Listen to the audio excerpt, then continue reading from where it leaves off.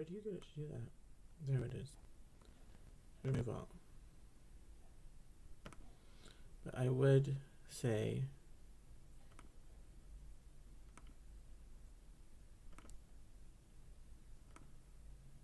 okay,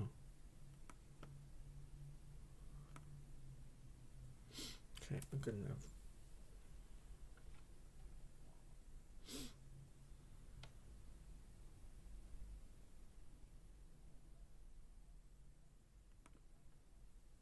Close that. So are we streaming?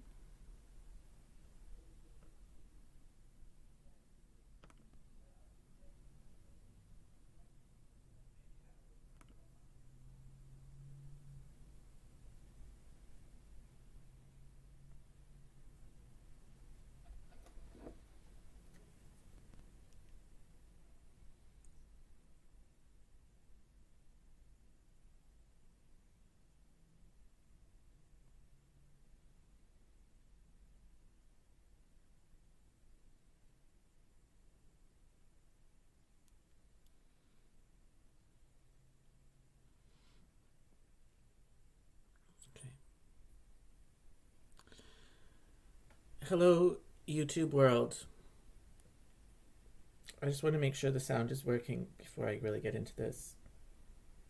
Hello, YouTube world. It's working just fine. So my grandmother has passed away. I just found out she died a few nights ago. And I just got off the phone from my mom, and she told me. And of course my mom is very upset. This is her mother. And I just want to say a few words because she was quite an amazing person. This grandmother, she's my last grandmother that I had still alive. Okay, she was born on the same day as the Queen, and the Queen died, last year, didn't she? So my grandmother actually outlived the Queen. She was from Scotland, northern Scotland, the Highlands, Aberdeen to be specific, which is on the east coast of Scotland, the coast of the North Sea, okay, faces to the North Sea. I've never been there, but I'd love to go. There was one time when I visiting for Christmas, and I showed her on the internet Google Street View. I took my grandma on a tour of Aberdeen through Google Street View. She was recognizing buildings in different places. She hadn't been there probably since the 60s or something. Okay. But so she lived through World War II in Scotland. And, you know, it's something that you don't hear about very often. I don't know why, but, you know, that part of Scotland during World War II was targeted by the Nazis for bombing campaigns. So it was a place that had a lot of bombs being dropped on it during World War II. I mean, not everywhere was the same in World War II. Some places might not have had hardly any bombs being dropped. But Aberdeen was a target, and I believe that's because it's an industrial area, and it was a place where the British side was manufacturing their weapons. So that's why it was a target for the Nazis during World War II. And so the Nazis were bombing Aberdeen quite a bit. And my grandma has stories where they'd hear sirens going off, special sirens, meaning that there's a bombing happening, and you had to run for your life to a bomb shelter underground. And they'd be underground for hours in the dark, waiting for these bombs to stop, all these people, and singing songs I can only imagine how terrifying that must have been. So she lived through all of that. And she would have just been a young girl, right? In, like, I don't know, in World War II. So if she's born in 1926, the World War started in 1939. She would have been 13 when it started. And then by the time it ended, she would have been 19 in 1945. And that's when she met my grandfather, who also is from Scotland, Aberdeen.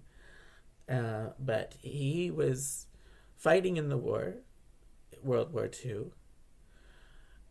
But very soon into the war, his whole regiment with the military that he was with, all the troops, they got captured by the Nazis and sent to work for free, like slaves basically, to work for the Nazis in a prisoner of war camp. Now he I'm not going to talk too much about him because this is about my grandmother, but I'll just say a few words. He was a mechanic, an auto mechanic by trade. So the Nazis put him to work repairing their tanks, okay, that needed to be repaired. And that was how he escaped, actually. He was there for many years, for most of the war.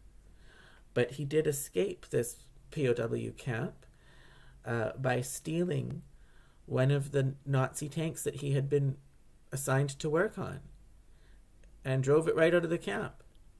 I mean, wow. And I believe he drove it all the way to Belgium. There's some story where he was hidden in a farmhouse or something by some people in Belgium. But anyways, when the war was over, I think he was with his brother or his cousin or something like that. Is this how the story goes?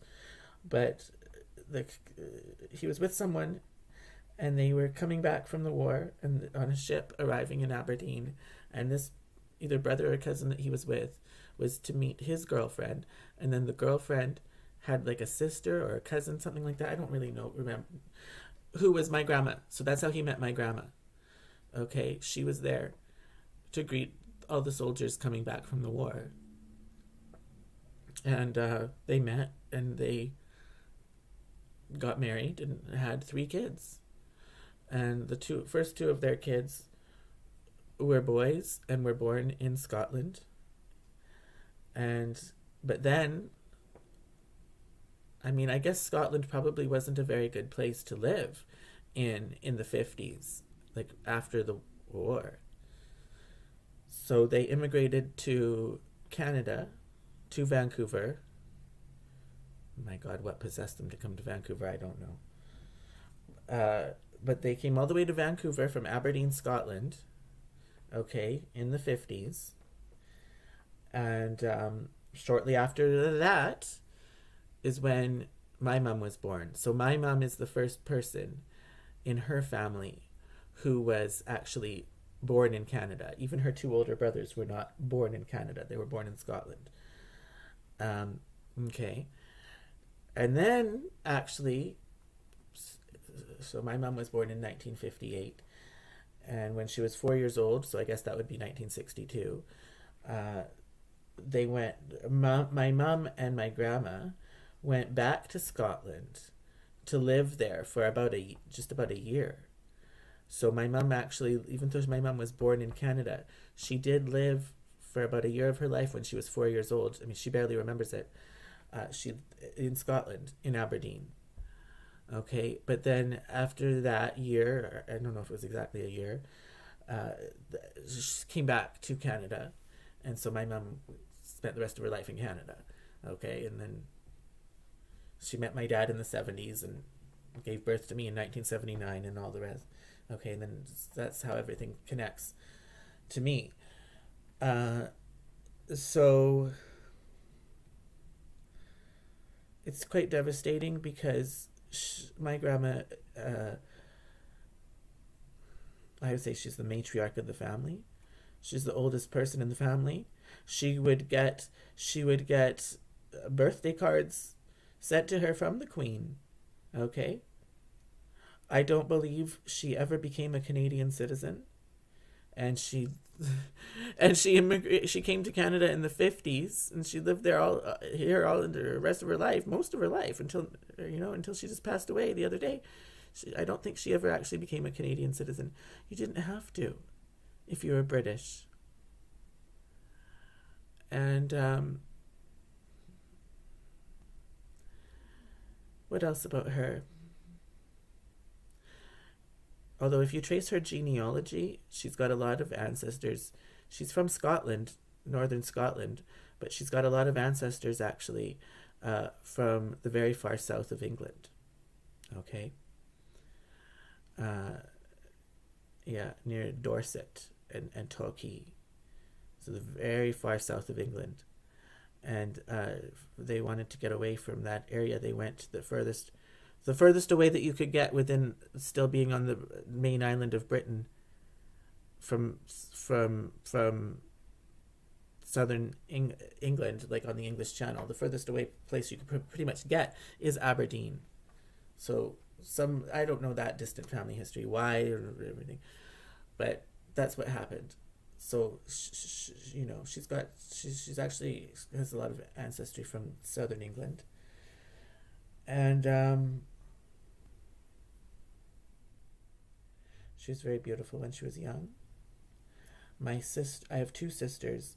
Both of them are younger than me, but the older of the two looks quite a bit like her. If you look at a picture of my sister, and if you look at my grandma Hall at around the same age, they look like the same person. What else? Well, she may.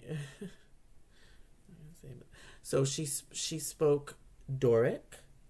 So she was somebody. I mean, if you weren't used to how she spoke, most Canadians would not be able to understand. Would have a very hard time understanding what she was saying, because it's not just that she had a Scottish accent. She was actually technically speaking a different language, which is called Doric, Doric, which is a language of the Aberdeen area in Scotland, so northeastern Scotland. And I believe that if you go to Aberdeen today, you're going to hardly find anyone who speaks Doric. Okay, it's like much of the rest of the world. It's things have been standardized, and local difference has been reduced. This is part of the process of globalization, and so that dialect that's associated with that region, I mean, I wouldn't say it's died out, but it's just not as common. So most people would just be speaking English, but with a Scottish accent. That's my understanding. I've never been to Aberdeen, but that is my understanding. I've met people from Aberdeen, young people, and they don't talk like my grandma. Okay? So my grandma would speak Doric, which is how the people in Aberdeen spoke World War II and before. And it's technically considered a different language. It has a lot of words that are the same as English, but it also has a lot of different words too. Like every other word, what might be an English word, and then the next word will be like a word that you wouldn't recognize in English. Okay, and I do have a book somewhere. Well, it's in storage, but she gave me a book, which is helps you to learn Doric. Let's speak Doric, and I actually understand it. Like even without that book, all of her grandchildren do. Okay, because she would babysit her grandchildren, and like my cousins, she babysat even more than me. She babysat them every day, but she didn't babysit me every day. But still, like from my times of going there as a kid, we knew what she was saying. We couldn't talk like that ourselves, but we understood what she was saying. And I didn't even know that it was a different language. Like, I didn't know until I was in my 20s. I'm like, what? You mean I've known a different language this whole time? I didn't even know I knew a different language. I just thought it was a Scottish accent with a few funny words thrown in. It's basically what it is, I guess. But it's like a lot of funny words thrown in. Like a lot of different words. I can't even think to talk like that right now. Like, a bit of the Doric language has died with the passing of my grandma. She spoke it in a pure form because she came from Scotland, and she kept that her language the same as when she left. So she spoke basically how the people in Aberdeen spoke during World War II. So she I mean, linguistically, it was very interesting. So for people who are interested in linguistics, very interesting to listen to her talk. And there's no way that I could ever try to replicate it. I mean, I could try. I would need that book with me, um, but I wouldn't do it justice. So I'm not going to try right now. I've never really been able to speak it, but I can understand. I can understand what she's saying, for the most part. I mean, sometimes she might come out with something you're like, "What did she say?" But basically, I did understand what she was saying. Uh, I don't know why I wanted to say she made big chips, just throwing it in there. She made really good French fries, as people call them. We call them chips.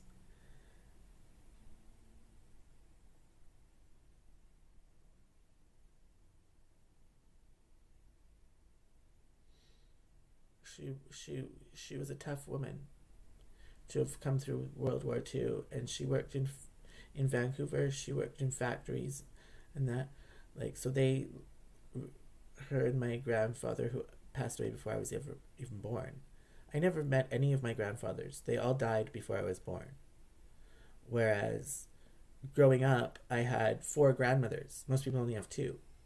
I had no grandfathers, but I had four grandmothers, which was this grandmother I'm talking about right now, then my dad's mother, and then I had two great grandmothers. Okay, one of them who were alive during my childhood. One of them, though, I never actually met. Okay, but I used to think that was weird that I had four living great grandmothers, but no grandfathers. Um, I don't think there's much more that I want to say. I loved her, and because of all the stupidity of this world that we're going through with COVID and the cost of living and the cost of transportation, everything is just through the roof. Um, I never got to see her. I haven't seen her in years. But